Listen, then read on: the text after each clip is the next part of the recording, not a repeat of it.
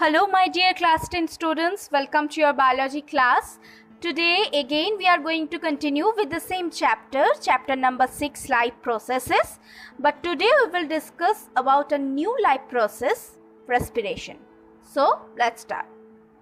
Respiration is the process by which a living being utilizes the food to get energy.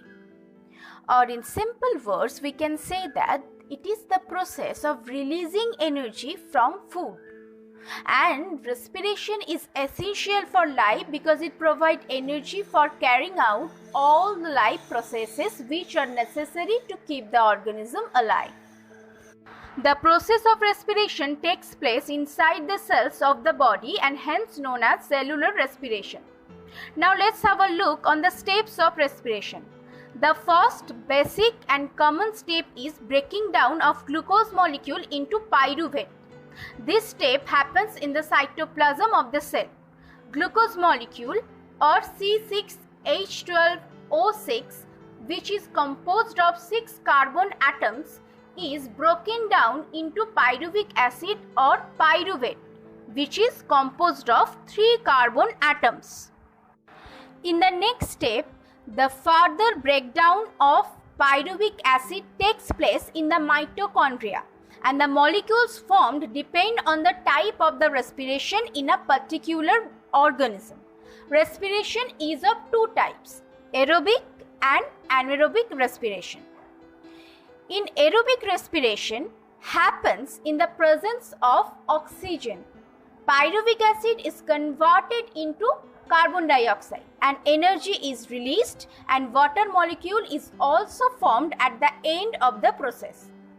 The anaerobic respiration happens in the absence of oxygen. Pyruvic acid is either converted into ethyl alcohol or lactic acid. Ethyl alcohol is usually formed in case of anaerobic respiration in microbes like yeast or bacteria, and lactic acid is formed in some microbes as well as in muscle cells. That's why when someone runs too fast, he may experience a pain in his leg muscles. This happens because of anaerobic respiration taking place in the muscles. During running, the energy demand for the muscle cells increases, and this is compensated by anaerobic respiration, and lactic acid is formed in the process. And the deposition of lactic acid causes the pain in the leg muscles. The pain subsides after taking rest for some time. Inside the cells, ADP or adenosine diphosphate, which has low energy content, and inorganic phosphate are present.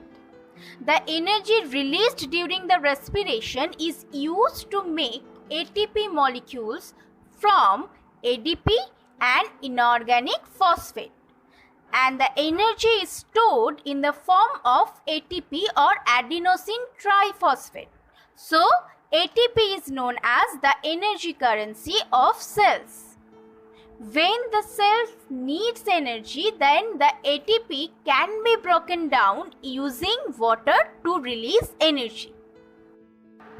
For aerobic respiration, organisms need a continuous supply of oxygen, and carbon dioxide produced during this process needs to be removed from the body.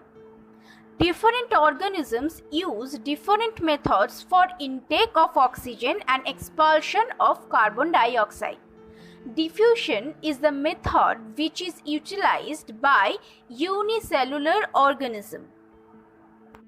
Diffusion is the movement of gases from an area of high concentration to an area of low concentration. In plants also, diffusion is utilized for exchange of gases. In complex organisms, respiratory system does the job of exchange of gases. Gills are the respiratory organs for fishes. Fishes take in oxygen which is dissolved in water through gills. Since availability of oxygen is less in the aquatic environment, so the breathing rate of aquatic organisms is faster. Insects have a system of spiracles and trachea which is used for taking in oxygen. Terrestrial organisms have developed lungs for exchange of gases. Availability of oxygen is not a problem in terrestrial environments, so breathing rate is slower compared to what it is in fishes. Now, human respiratory system. The human respiratory system is composed of a pair of lungs, and these are attached to a system of tubes which open on the outside through the nostrils. Let's see the main structures which are involved in this system. First is nostrils. There are two nostrils which converge to form a nasal passage. The inner lining of the nostrils is lined by hairs and remains wet due to mucus secretion. The mucus and the hairs help in filtering the dust particles out from inhaled air. Further, air is warmed up when it enters the nasal passage. Next structure is pharynx. It is a tube-like structure which continues after the nasal passage. Third is larynx. This part comes after the pharynx and this is also called as voice box. Fourth is trachea. This is composed of rings of cartilage. Cartilaginous rings prevent the collapse of trachea in the absence of air. Next is bronchi. A pair of bronchi comes out from the trachea with one bronchus going to each lung. Next is bronchioles. A bronchus divides into branches and sub-branches inside the lung. Last one is alveoli, which is a very important structure. These are actually air sacs at the end of the bronchioles. An alveolus is composed of a very thin membrane and is the place where blood capillaries open. This is alveolus, and where oxygen mixes with the blood and carbon dioxide exits from the blood. The exchange of gases in alveoli takes place due to pressure differential. Air in alveoli have higher concentration of oxygen than the alveolar blood capillaries, and hence oxygen diffuses from alveolar air to blood. Also, the blood in the capillaries has greater concentration of carbon dioxide than the alveoli, and hence carbon dioxide diffuses from the blood to the capillaries. This oxygen-rich blood reaches the tissues wherein oxygen from the blood diffuses into the cells, and carbon dioxide from the cells diffuses into the blood capillaries, supplying them. The transport of gases during respiration, both oxygen and carbon dioxide, are carried out by the blood cells, and it is a very efficient process. Let us now see how. During the respiration, about 97% of the oxygen is transported by red blood cells in the blood, and the remaining 3% gets dissolved in the plasma. The red blood cells contain the respiratory pigment called hemoglobin, and it gets attached to the oxygen molecules that are obtained from the breathing and thus forms oxyhemoglobin. Now this oxygenated blood is then distributed to all the body cells by the heart, and after giving away oxygen to the blood cells, blood takes away carbon dioxide, which is the end product of the cellular respiration, and blood becomes deoxygenated. This deoxygenated blood gives carbon dioxide to lungs alveoli and takes oxygen in return. Around 20 to 25% of carbon dioxide is carried by hemoglobin as carbaminohemoglobin, and 7% is in a dissolved state in the plasma, and the remaining is carried as bicarbonate or hydrogen carbonate.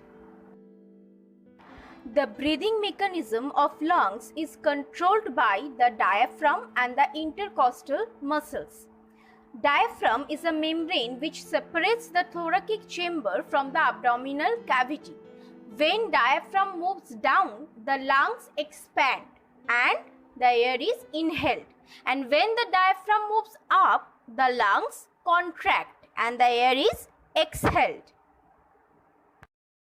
Now let us have a look at the respiration in plants. Like animal and humans, plants also breathe.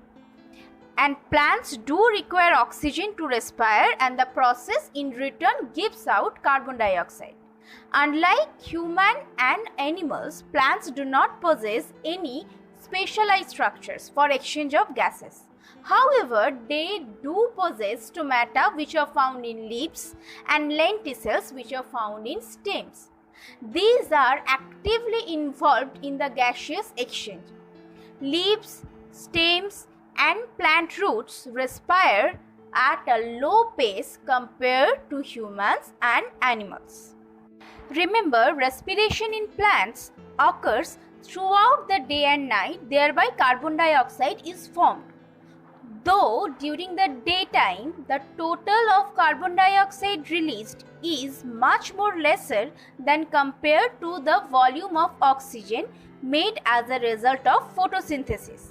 But at night time, when no photosynthesis occurs, oxygen from air diffuses into the leaves to carry out respiration, and carbon dioxide produced by respiration diffuses out into the air.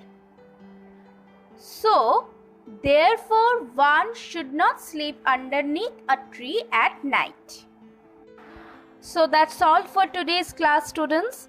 I hope you have understood well. Learn this chapter in your home carefully, and in my next class I will continue with the same chapter. Thank you. Take care.